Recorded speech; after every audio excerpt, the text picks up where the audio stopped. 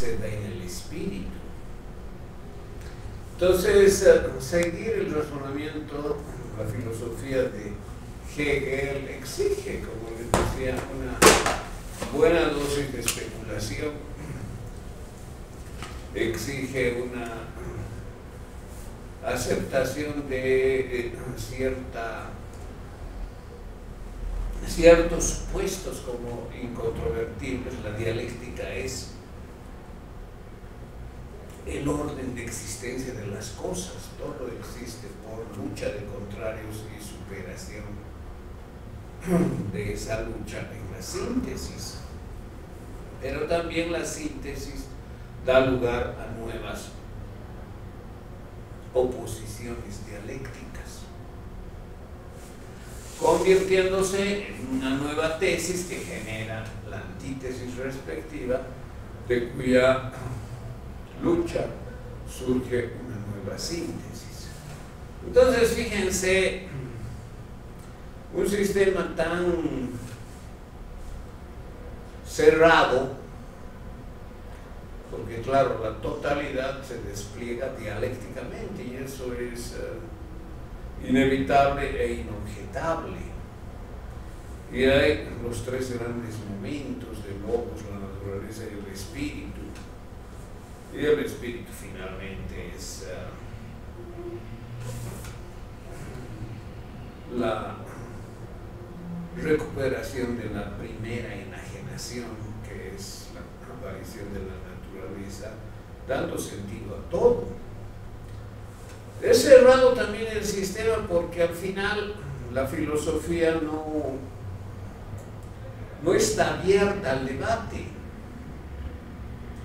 Es decir, la filosofía hegeliana es la síntesis de la síntesis de la síntesis de todas las filosofías anteriores, que además Hegel las ordena en una secuencia triádica, como todo lo demás, ¿no? Como el arte, que es arte simbólico, clásico, romántico, como la religión, también la filosofía tiene un orden triádico que corresponde a la tesis, antítesis y síntesis, y él mismo se considera como la culminación sintética de todo el largo proceso de la historia de la humanidad que ha constituido el pensamiento racional hasta el descubrimiento de la totalidad y su desenvolvimiento dialéctico.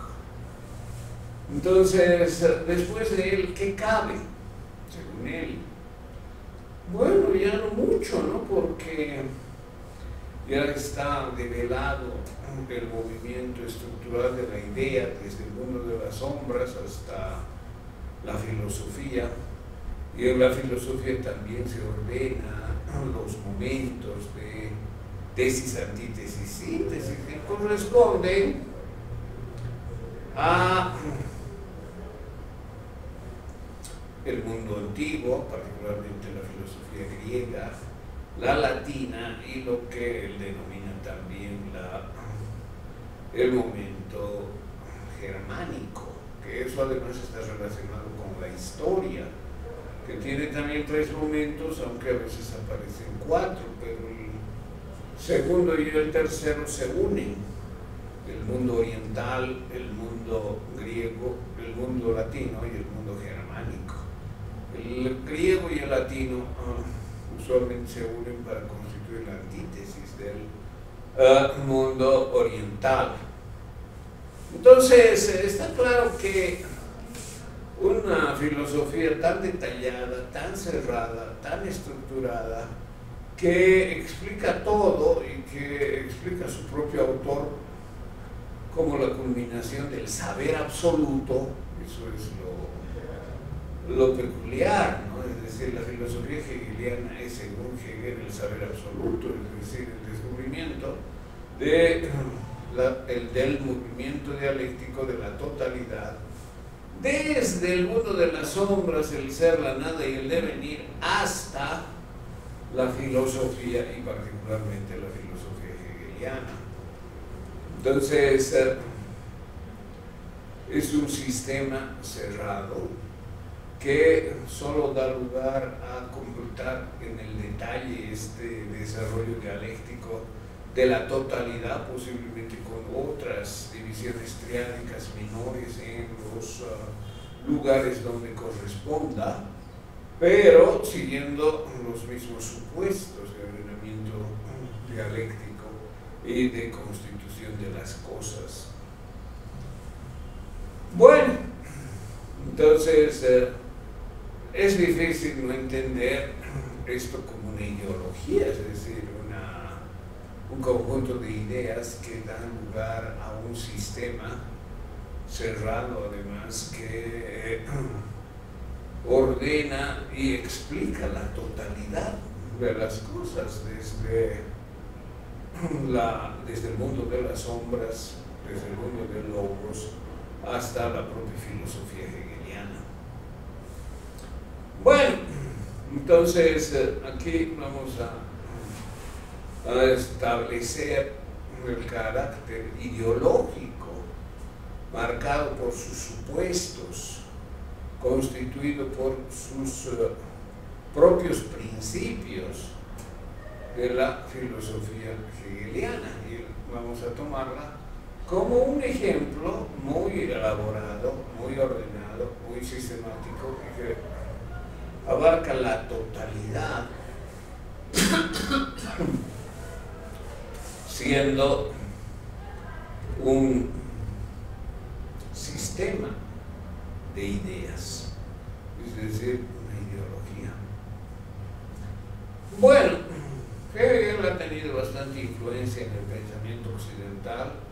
Posiblemente la mayor influencia haya sido sobre Marx, pero también han tenido otras influencias. Políticamente, no me acuerdo quién está realizando un trabajo sobre Hegel y Fukuyama.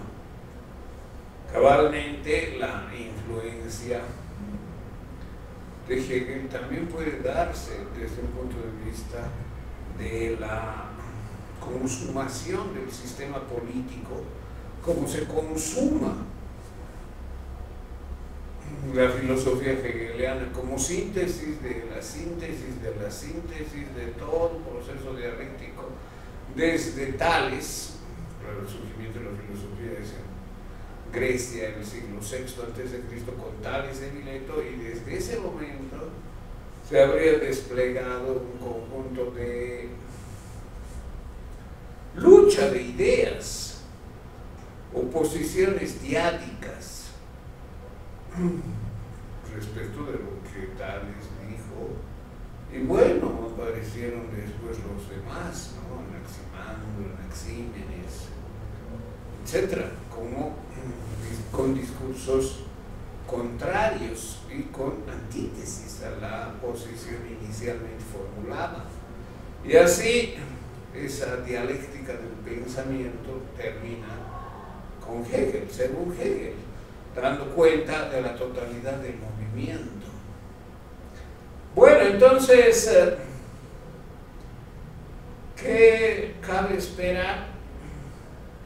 De alguna manera, el hecho de que Marx, Engels piensen que han puesto de pie a la dialéctica hegeliana, volviéndola materialista, porque sin duda es una dialéctica idealista, parte del mundo de las sombras, de logos, y ese mundo es conceptualizado, especificado, siempre en un abstruso discurso de conceptos. No habla de la realidad en cuanto a concreción cósmica, sino habla de las cosas, no habla del tiempo, no habla del espacio y cómo dentro de ellos existiría la extensión y las cosas. No, se habla del tiempo y del espacio es como formas puras, como habría dicho Kant. Y en ese sentido, la filosofía hegeliana es idealista, porque además es del logos, del mundo de las sombras, que deviene por extrañamiento, por cosificación, la naturaleza. Entonces, Marx y Engels pensaban que habían puesto de pie la filosofía que estaba de cabeza. ¿Y eso en qué consiste? Consiste en volver la dialéctica idealista absoluta de Hegel en una dialéctica materialista, que es la que ellos sostienen. Entonces, ya se pueden imaginar que desde el punto de vista del sistema filosófico de Marx, sí, Hegel es inobjetablemente ideológico, es decir, supone una serie de supuestos, de conceptos, de método para trabajar los temas de la realidad. Lo propio pasa con Marx. Entonces, la filosofía marxista es, como la de Hegel, otra ideología. Ahora, que sean ideologías no significa que haya que tomarlas como falsas. Son maneras de entender el mundo y de explicarlo. Y si es muy desarrollado, con pautas que se aplican a la totalidad. Y eso es muy significativo, porque eso hace que los sistemas filosóficos sean tales. Bueno, entonces el marxismo también es una ideología. ¿Y eso qué significa? Que tiene supuestos, como el hegelianismo los tiene. Que el marxismo es una ideología porque sus conceptos se aplican a cualquier objeto de estudio. Por ejemplo, el concepto de plusvalía es irrecusable. No se puede explicar el capitalismo y otras formas desarrolladas de capitalismo, por ejemplo, los que señala Lenin, sin el concepto de plusvalía. Y así, sobre todo lo demás, hay una serie de requerimientos teóricos, de metodología, de supuestos de la dialéctica, que muestran el carácter ideológico del pensamiento. Es decir, la constitución ordenada de ideas, supuestos, métodos, conceptos preestablecidos que dan lugar a productos también dirigidos. Y lo mismo que la ideología hegeliana, que asumía el cierre del sistema filosófico, es decir, después de Hegel, ¿qué? Ya está todo explicado, ya está todo consumado, el saber absoluto ya brilla perennemente. Bueno, resulta que no había sido así, que Hegel estaba equivocado en un detalle que no es tan niño. Resulta que la dialéctica está muy bien, pero el otro enfoque idealista habría que modificarlo sustantivamente, introduciendo un contenido materialista. Y bueno, en el sistema de Marx y de Engels especialmente, lo que existe siempre como algo, como un factor de inicio en la visión metafísica y ontológica del ser, es la materia. Entonces es como si este mundo, el mundo de las sombras, desaparecería de la ideología marxista. Pero no es que desaparece, sino se traslada. Se traslada al ámbito del desarrollo de las ideas por el hombre. Entonces, eso se advierte, por ejemplo, en el Anti-Theory, que es del libro de Engels, donde todo es dialéctico, pero a partir de un inicio materialista de la realidad, no a partir de un principio idealista como establece la ideología hegeliana. Y en ese sentido está bien la concepción dialéctica de Hegel, pero debe ser materialista. Y claro, en ese sentido Marx y Engels apoyan, por ejemplo, la existencia de una nebulosa originaria que fue una idea de Kant y Laplace, y que Kant la formuló para dar cuenta de dónde surgen las cosas, ¿no? Es decir, el universo, el mundo, la materia. Y así sucesivamente vamos a encontrar que los procesos dialécticos se realizan en la naturaleza para Marx y Engels, como también para Hegel, y se realizan en el ámbito de la sociedad, dando lugar también a la lucha de ideas. Y la ideología queda rezagada como un conjunto de ideas falsas. Eso es lo que Marx y Engels señalan, siguiendo un poco a Napoleón y cómo había atacado a Destutt de Tracy para invalidar su pensamiento. Es decir, nosotros, Marx y Engels, decimos la verdad. Tenemos el conocimiento completo, cerrado y verdadero que explica la totalidad. Y la totalidad incluye la lucha de clases, incluye la superación del capitalismo, que no vamos a ver nosotros, pero que estamos seguros que va a suceder. Y sabemos dónde va a suceder, y sabemos cómo va a suceder, y sabemos qué van a hacer los obreros dirigidos por los brillantes, iluminados intelectuales de contenido materialista dialéctico.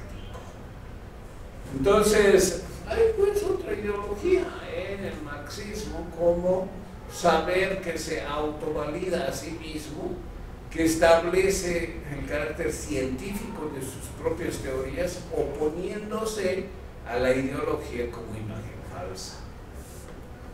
Bueno, Hegel evidentemente no hablaba de la ideología como lo hacen Marx y Engels, pero para él todos los sistemas anteriores al de él, es decir, anteriores al sistema hegeliano, eran avances dialécticos para lograr un sistema pleno, cerrado, completo y que dé cuenta de todo. Esa era su característica, diríamos, ideológica, como característica con contenido epistemológico. Yo digo la verdad y lo que digo es incontrovertible y explico además cómo los filósofos anteriores a mí han desplegado conocimiento para que yo exista, para que yo pueda dar cuenta de la totalidad de las cosas. Y la misma actitud se advierte en Marx y Engels. Es decir, Hegel es genial, pero se equivocó en algo que no es tan insignificante. Y nosotros lo ponemos de pie. Entonces, con nosotros, la ideología hegeliana termina siendo una ciencia marxista. Bueno, sin duda que desde el punto de vista de la crítica ideológica, tanto Hegel como Marx y compañía tienen un pensamiento y una actitud ideológica. Es decir, producen, construyen sistemas muy desarrollados, muy alarmicados, pero que se presuponen a sí mismos como la verdad definitiva y excluyente de cualquier otra alternativa o disenso. ¿Qué dice Popper, por ejemplo, sobre el sistema ontológico de Hegel? Dice, no se puede refutar. Es decir, ¿cómo se puede refutar un sistema que está cerrado y que concibe la dialéctica como, por ejemplo, un supuesto que debe realizarse siempre?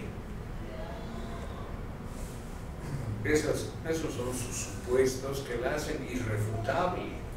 Ahora, que sea irrefutable no quiere decir que sea verdadera, aunque ella misma, esta filosofía, se reclame como verdadera. Eso critica Popper, ¿no? También critica de la ontología hegeliana que transgrede el principio de no contradicción, el principio lógico, ¿no? El principio lógico establece de no contradicción, no es posible A y no A. Es decir, si yo digo, por ejemplo, hoy es lunes, y eso es verdadero, no es posible que yo diga hoy no es lunes y eso sea verdadero, es contradictorio. Esa es la formulación del principio lógico de no contradicción. No es posible que se dé A y no A. ¿Se entiende? Al mismo tiempo, bajo las mismas circunstancias y criterios, y teniendo en cuenta un significado similar. Bueno, eso se da en la filosofía hegeliana, en la dialéctica hegeliana. Sí, los contrarios expresan eso. Es decir, el opuesto, la antítesis, es no A. Y desde el punto de vista de que A y no A son verdaderos simultáneamente y bajo la misma comprensión conceptual de lo que refieren, hay una transgresión al principio.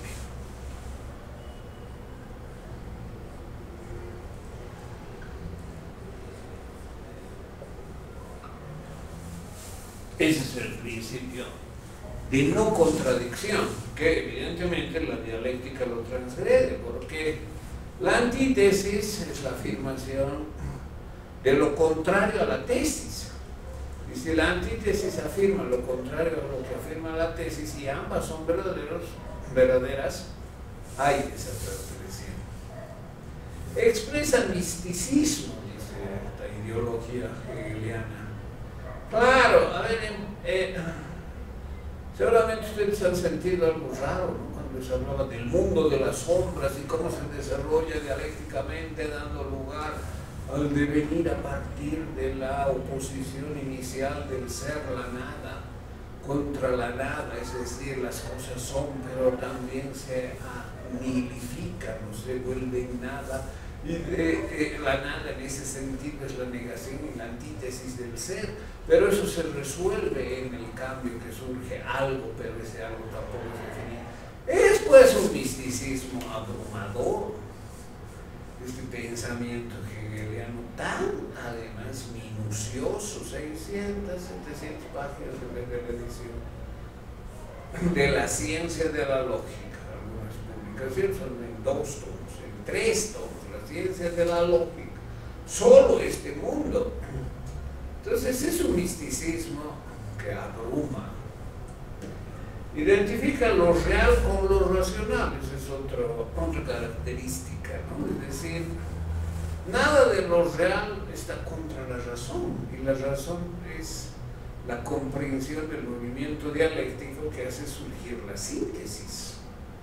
Es decir, la razón no implica un anquilosamiento de las cosas para que sean como son, definitiva y absolutamente. No, la razón señala el movimiento de las cosas, el Pantarrey de Heráclito, ¿no? Todo fluye, pero fluye como resultado de la contradicción dialéctica.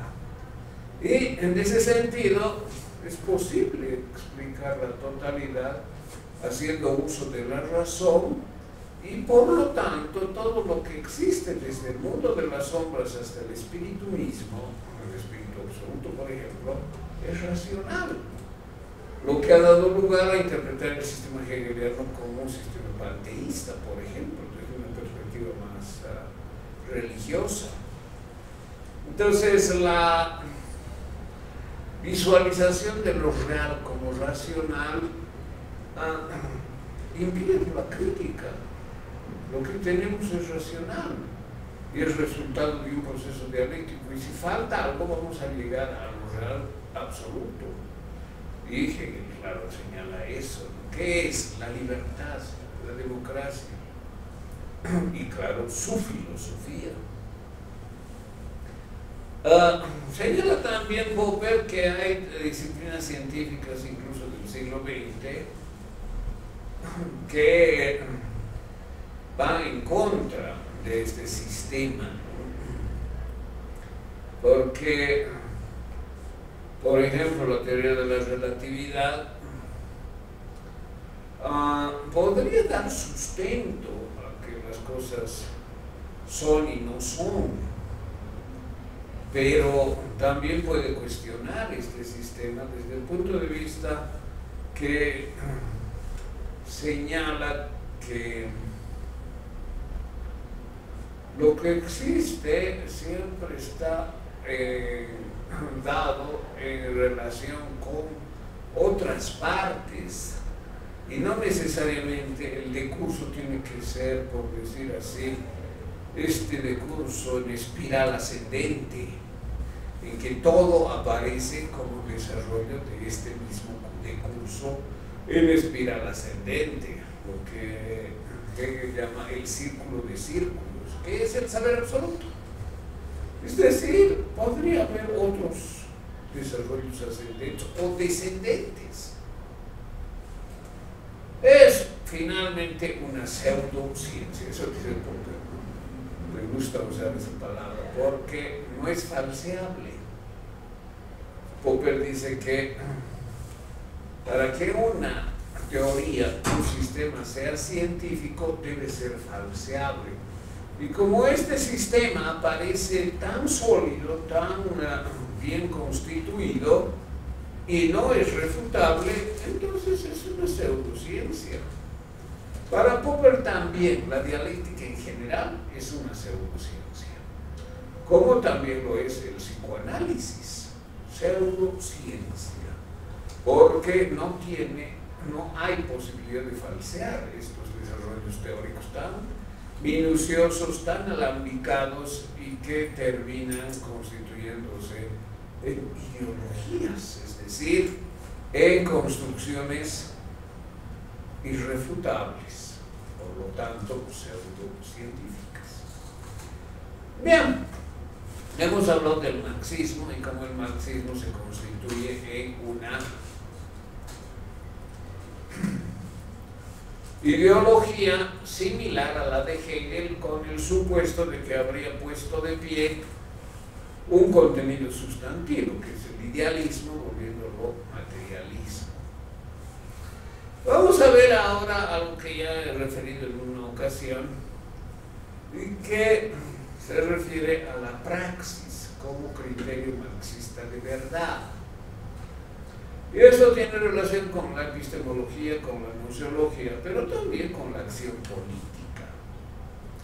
Es decir, está también articulada esta parte del marxismo que no hay posibilidad de refutarla, que no hay posibilidad a falsearla, por lo tanto es también una ideología pseudocientífica desde el punto de vista de Popper. Bien. Yo les expliqué en alguna ocasión, ahora voy a hacerlo brevemente. Si tengo un objeto frente a mí, yo soy el sujeto, la conciencia que conoce, se entiende que este objeto es percibido por mí a través de mis sentidos, y que cuando yo aprehendo al objeto y lo capturo a través de mis sentidos, capturo una imagen que se produce en mi conciencia, es decir, ver, oír, tocar, oler al objeto da lugar a crear en mi conciencia una imagen de ese objeto. Y esa imagen varía. La ideología que muestra que ante un mismo objeto A lo ve de un color, rojo, digamos. B lo ve de otro color, azul, digamos. Esto es una metáfora, ¿no? Pero ¿qué significa ver rojo un objeto? Ver con una carga muy fuerte, ¿no? Una carga ideológica muy fuerte. No se olviden de Kuhn, toda percepción está teóricamente cargada. Es decir, lo que ve a una persona, lo que ve a alguien en una época, lo que ve a alguien con cierta ideología, varía y bastante respecto de lo que ve otra, de otra época, de otro contexto, cargado con otra ideología. Entonces, ¿cómo puedo saber que la imagen que se forma en mi conciencia corresponde al objeto? La epistemología hoy día da distintas soluciones a este problema, y una solución muy aceptada es el criterio de la intersubjetividad, como también el criterio de la falsabilidad desarrollado por Popper. ¿Qué consiste la intersubjetividad? Mira, voy a hablar con mis colegas. Yo soy físico y veo esto. Voy a hablar con otros físicos y voy a tratar de descubrir qué ven mis colegas físicos cuando ven este objeto. Entonces, en la medida que yo compare mi imagen con las imágenes de los otros sujetos, se va a aplicar el criterio de la intersubjetividad. Y eso está muy bien, porque así me permite descubrir las fallas, las tendencias y a veces las distorsiones ideológicas que yo puedo hacer, incluso sin querer. A veces es intencionalmente, ¿no? Pero también puede ser no intencionalmente. Entonces, esas diferencias de percepción se pueden establecer gracias a un criterio intersubjetivo. Y el criterio de la ciencia, que es reconocido y válido, uno de los criterios es la intersubjetividad, es decir, yo contrasto mis imágenes tratando de conocer cuáles son las imágenes que tienen del mismo objeto mis colegas, personas formadas de acuerdo a la disciplina, de acuerdo a lo que nos interesa ver, etc. Bueno, ese es un criterio. Otro criterio es el de Popper, que dice: si yo encuentro un hecho falsatorio, entonces descubro que lo que alguien ha dicho sobre una imagen que tenía es falso, es falso. Y ahí cabe la imagen del cisne negro. ¿Por qué era verdad decir todos los cisnes son blancos? Porque cuando se veía un cisne blanco, se veía un cisne en cualquier parte del mundo, resultaba que era blanco. No había ningún cisne que no fuera de ese color. Hasta que, hemos hablado también de eso, un explorador holandés a fines del siglo XVII encontró en un lugar muy enclavado de Australia cisnes que eran cisnes, en todo eran cisnes, pero menos en el color, resultaron ser negros. Entonces el cisne negro es el hecho falsatorio. Entonces, ¿cómo sé yo que mi imagen es correcta cuando encuentro un hecho falsatorio? Y digo, mira tú, has visto millones de cisnes blancos, ahora he encontrado este, míralo, es negro, cisne y negro. Por lo tanto, tu imagen y tu conocimiento respectivo basado en esa imagen que dice todos los cisnes son blancos, no es verdadero. Hay por lo menos algunos que siendo cisnes no son blancos. Bueno, entonces presentar un hecho falsatorio es también refutar las percepciones de imágenes por lo menos parciales, que no toman en cuenta otra parte de la realidad que falsea los juicios que se forman a partir de tales imágenes. Bueno, entonces les he explicado dos formas de establecer el criterio de verdad, actualmente reconocidas esas dos formas como científicas, tanto la intersubjetividad como la falsación. ¿Qué dice el marxismo de manera muy beneficiosa para sus propios fines? En realidad dice: lo que yo aprendo, es decir, lo que capto de la realidad y tengo en mi conciencia, una imagen, hay que no interpretar, hay que transformar. Porque si interpreto eso, estoy haciendo filosofía, y los filósofos solo han interpretado el mundo con fines inconfesables. La filosofía ha sido recurrentemente una ideología para las clases poderosas, opresoras. En cambio, se trata de desarrollar otra filosofía que no sea interpretativa, sino sea transformadora. Entonces, el criterio para saber que lo que yo he visto era correcto es transformarlo. Esa es la praxis. Y claro, todo esto tiene una articulación bastante, diríamos, sesgada para el propósito de validar el propio conocimiento. Cuando yo veo algo y me formo una hipótesis, ¿no? Esto es así, pero resulta que no es así, porque, es decir, el objeto no es así.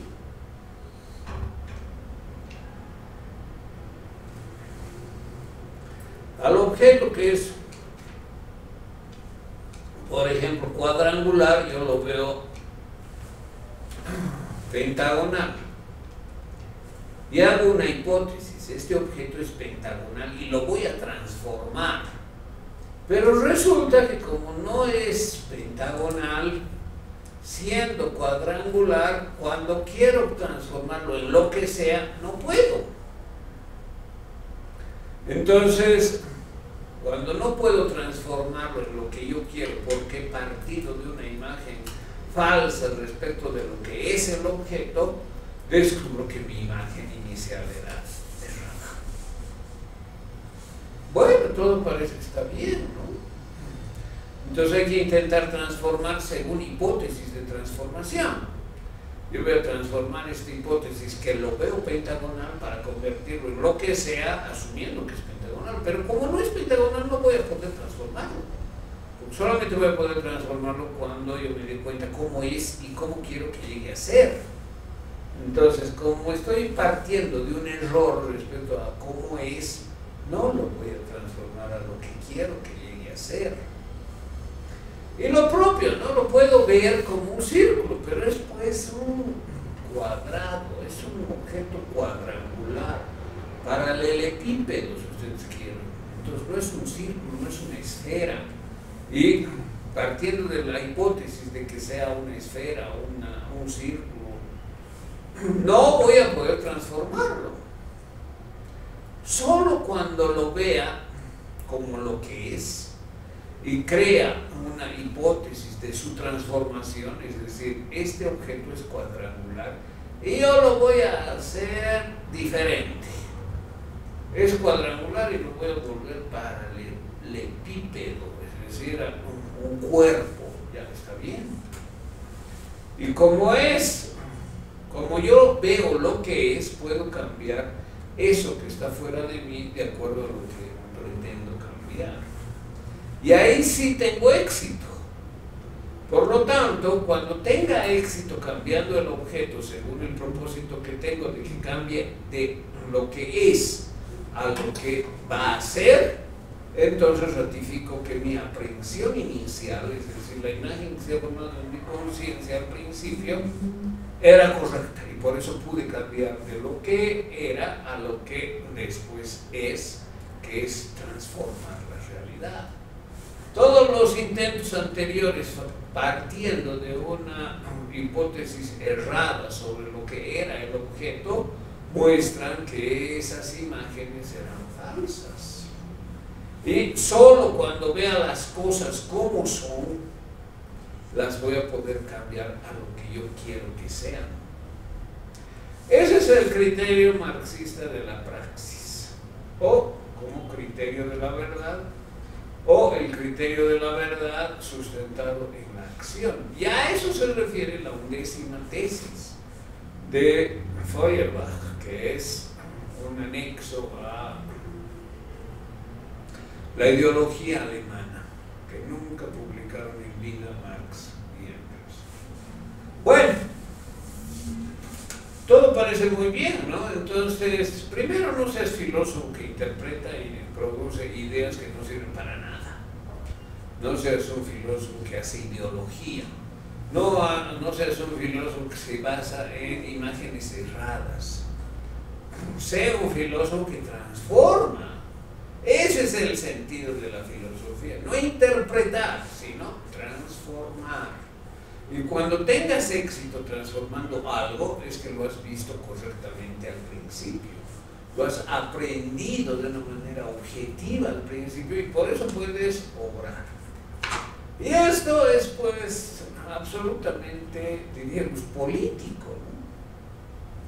¿Por qué fracasa este político? Porque no entiende la realidad, ve otra cosa. En lugar de ver la realidad como es, la ve de una manera diferente.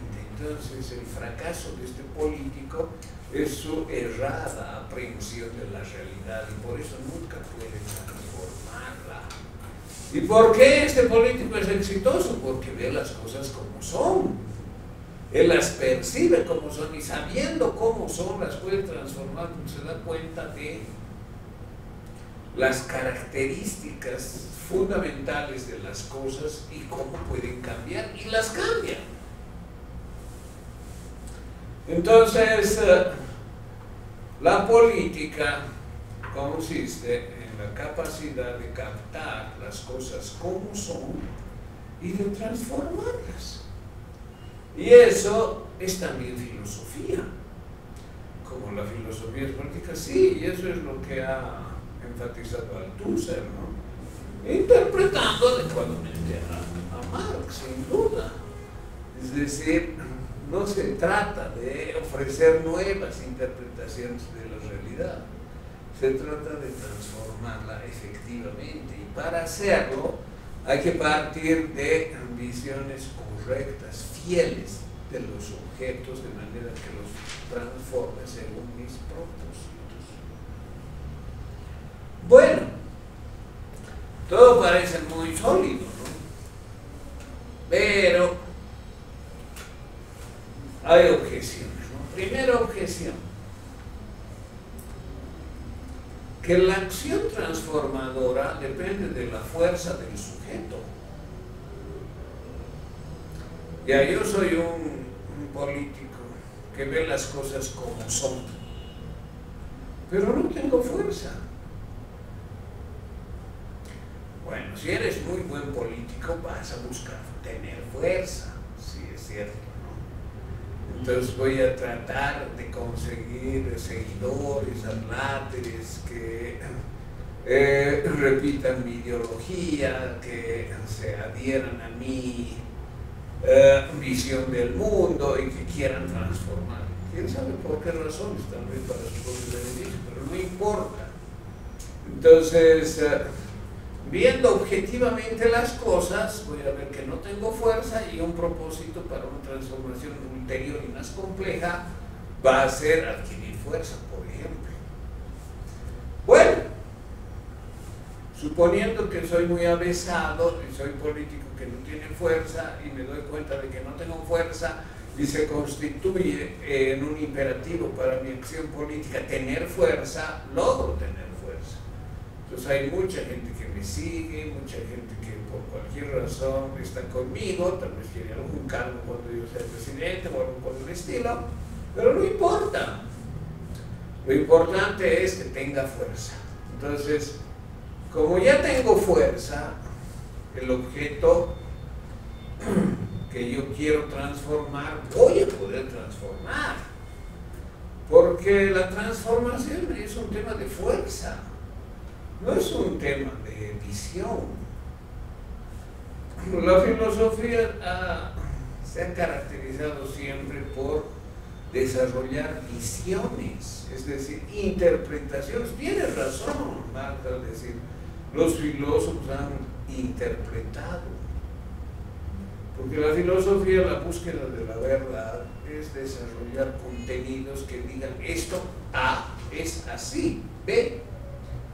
Y cuando yo digo esto A es así, B, eso puede ser verdadero o falso, pero eso es una interpretación, una visión, una comprensión de qué es A. Y yo digo, A es B. Bueno, está bien. Por ejemplo, si digo, la lucha de clases es la partera de la historia. Frase de Marx, ¿no? Bueno, yo entiendo eso así. ¿En qué me baso? En innumerables ejemplos de la historia. Bueno, entonces alguien puede estar de acuerdo conmigo si comparte mis puntos de vista, mi ideología. Bueno, entonces el tema de cambiar las cosas no es un tema interpretativo, es un tema de fuerza, de poder, es un tema político, no es un tema epistemológico. Entonces, reducir la epistemología a la política es darle valor de verdad al que tiene fuerza para cambiar las cosas, para hacerlas según lo que quiera. Y eso es soliviantar la idea de que el que triunfa establece la verdad, contraria a la filosofía. La filosofía en general ha sido sustentora no de la fuerza política para cambiar algo, de la fuerza del que conoce para transformar lo que conoce, sino ha sido el imperativo de comprender lo que está fuera de él, el objeto. Y para eso se desarrollan teorías, se desarrollan sistemas, está bien, pero sin la transformación. Primera objeción. Segunda objeción. Nada garantiza que cuando yo transformo algo, eso que haya transformado sea mejor a lo anterior. Tal vez es bueno para algunos. Hemos llegado al gobierno y ahora vamos a gobernar nosotros. ¿Y qué empezamos a hacer? A robar las arcas del Estado, a reproducir exponencialmente la corrupción. Hemos transformado, hemos derrotado a los neoliberales, por decir algo, ¿no? Ya nunca más van a volver al gobierno. Y así vamos a iniciar otra época. Hemos transformado el mundo con nosotros en el gobierno. Pero resulta que nosotros somos la peor opción, los más corruptos, los más inescrupulosos, los que tienen ningún aprecio por el bien común, los angurrientos de poder. Entonces, transformar las cosas a partir de visiones supuestamente correctas no implica que esa transformación sea deseable.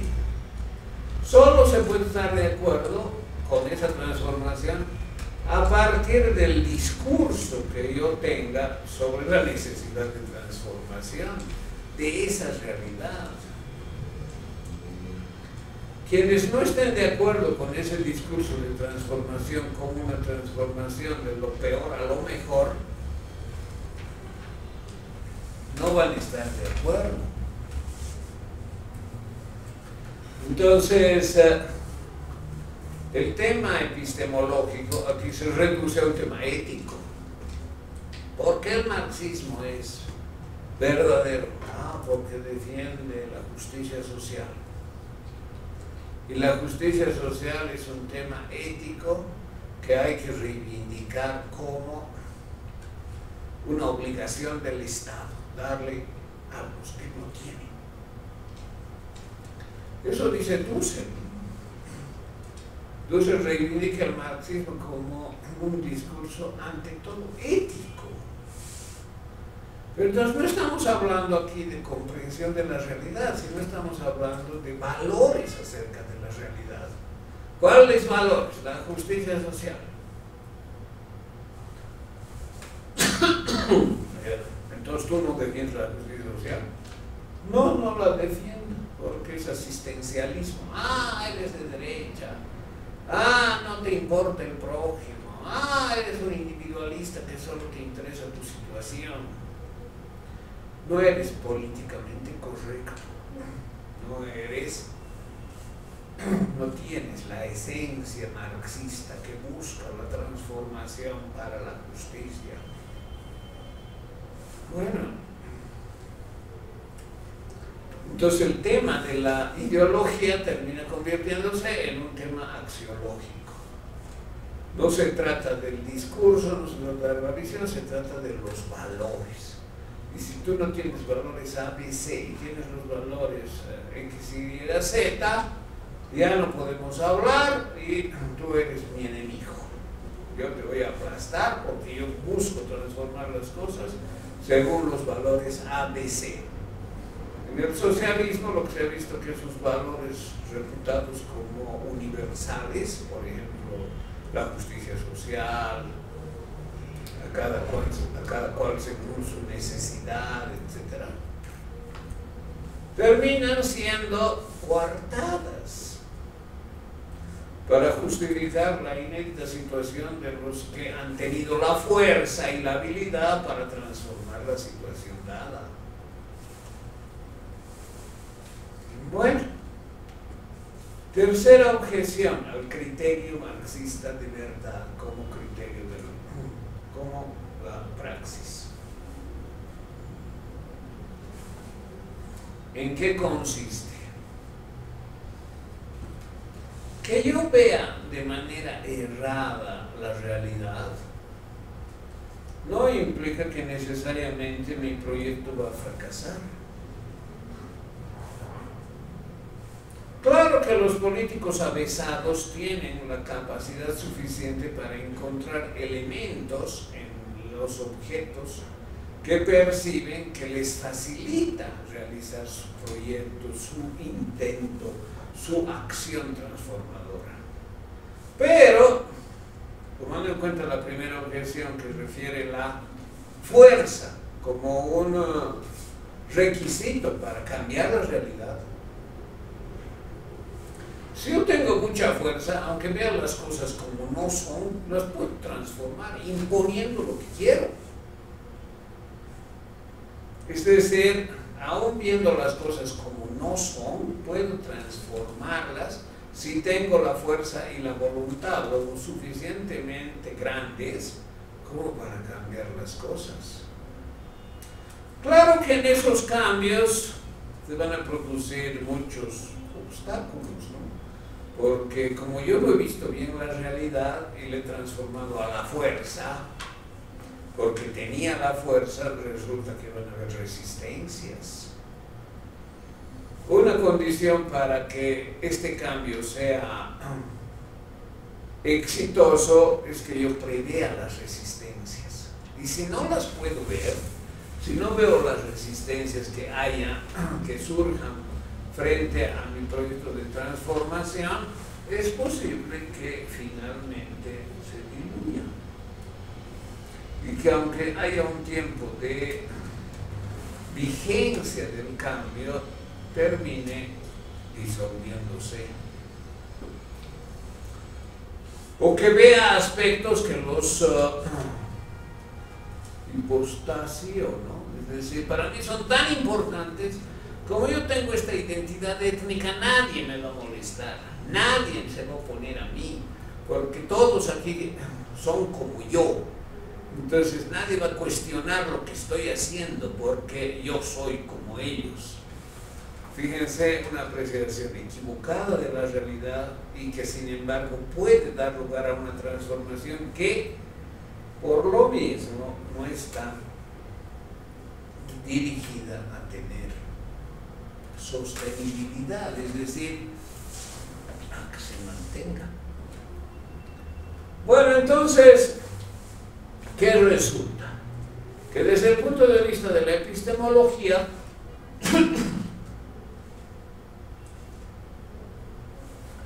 el criterio marxista de la praxis no es epistemológico. es político, que todo depende de la fuerza, que las apreciaciones pueden ser incorrectas, las interpretaciones incorrectas, e igual pueden producirse el cambio, que la corrección no implica la verdad. Eso es muy importante, ¿no? Ya lo he visto al objeto como es. Entonces, lo que veía era verdadero, bueno, sí era objetivo, pero eso no significa que tenga que cambiar a esto otro, porque ese cambio supone otros componentes ideológicos, axiológicos, con los que posiblemente muchos no estén de acuerdo. Entonces, este criterio de la praxis resulta ser político, ético y sustentado en contenidos ideológicos que están más allá de los aspectos propiamente científicos, es decir, lo que hace que una proposición sea verdadera. No, aquí no importa eso, en el fondo lo que interesa es el producto del cambio y que sea sustentable, aunque haya partido de visiones erradas. Bueno, entonces aquí también trasunta muy claramente el enfoque político de la filosofía. O sea, reduce la filosofía como discusión teórica a la acción política. Por lo que lo predominante del marxismo es la política. No es la filosofía, no es la epistemología, no es la gnoseología. Es la política con un disfraz ético. Disfraz porque lo que se ha visto en el socialismo real nunca ha sido una transformación efectiva, duradera, sino todo lo contrario, el empobrecimiento generalizado y la vivencia de la casta política en las mejores condiciones imaginables. Bueno,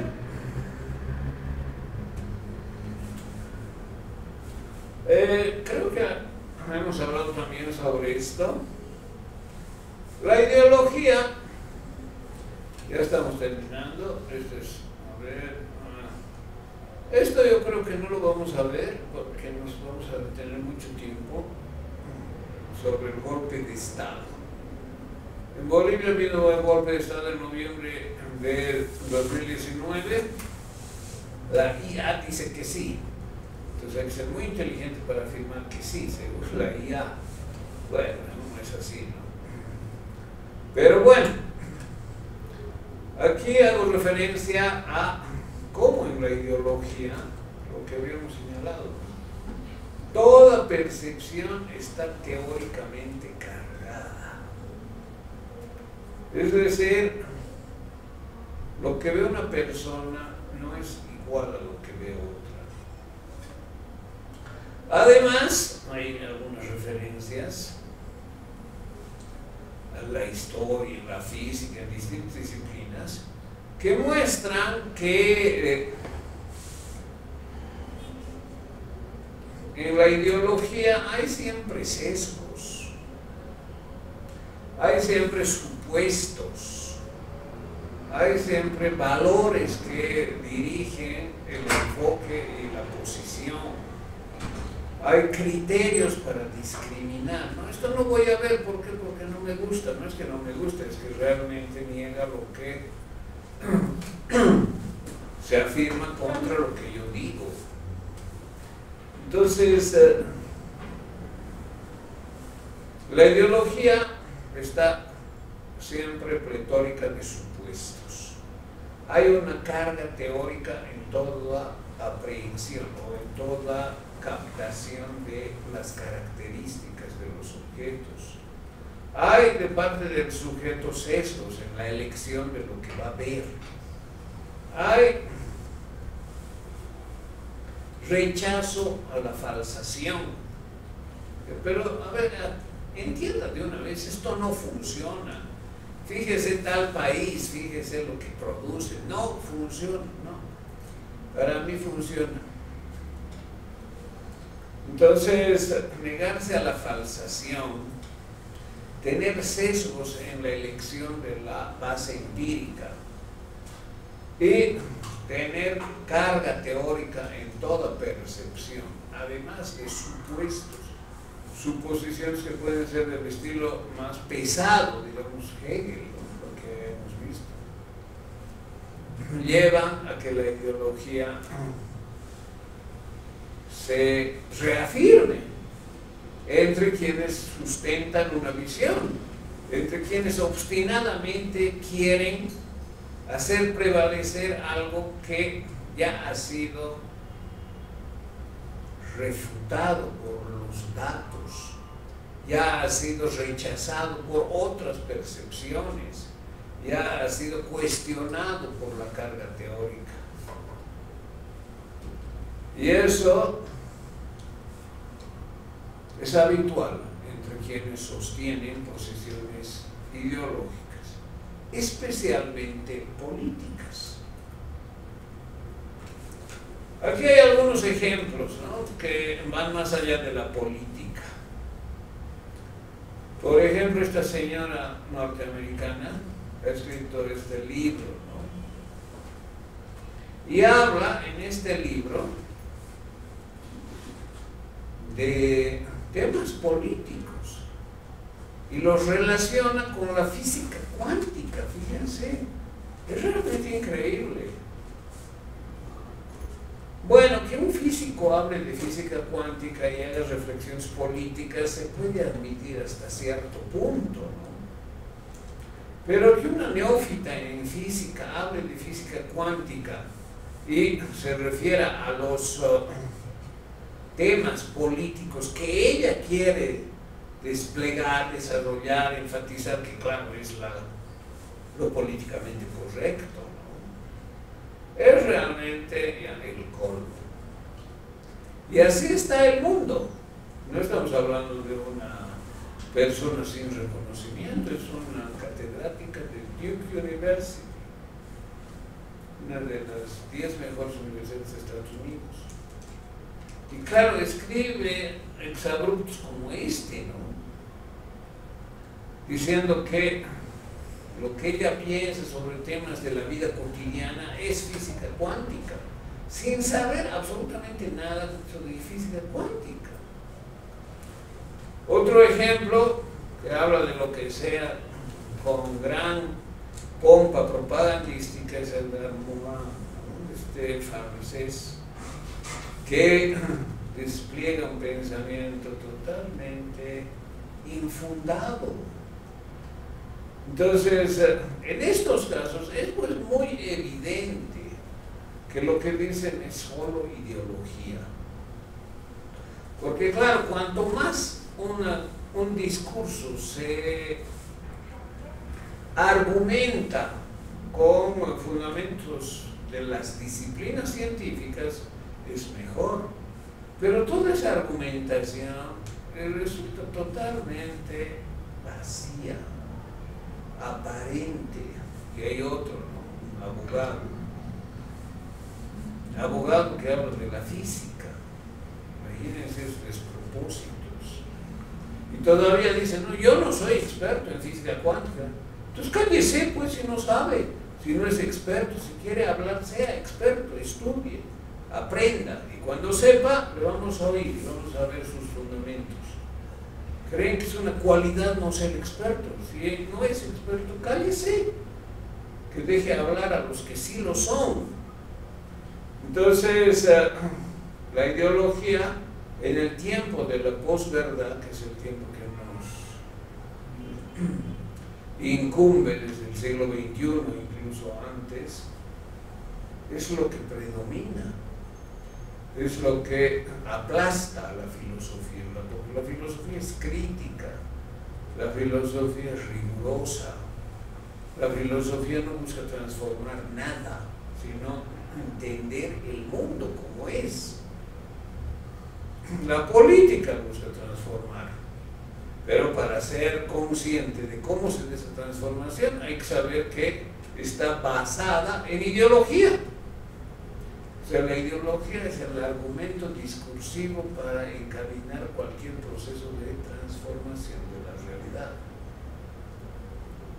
Y de eso hay que estar plenamente consciente de que no es la verdad, es solo un enfoque, entre otros.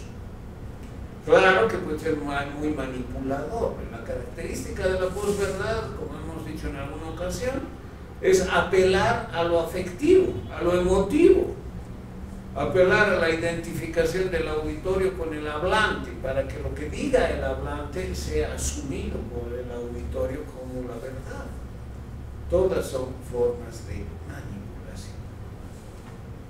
Bueno, finalmente tenemos un ejemplo que es el de golpe de Estado, y aquí hay varios contenidos de golpe de Estado, desde el marxismo y otros, que dan lugar a hacer una crítica de lo que filosóficamente se puede entender como golpe de Estado en noviembre en Bolivia o no. Como les dije, ya no vamos a ver esto porque nos llevaría más sesiones, y hoy, mañana compartiré las diapositivas de esta parte y continuaremos la próxima clase con el siguiente tema. El siguiente tema que es, a ver, bueno, no me acuerdo cuál es, pero si alguien tiene algún comentario, alguna opinión, adelante por favor. ¿Sí? ¿Quién más?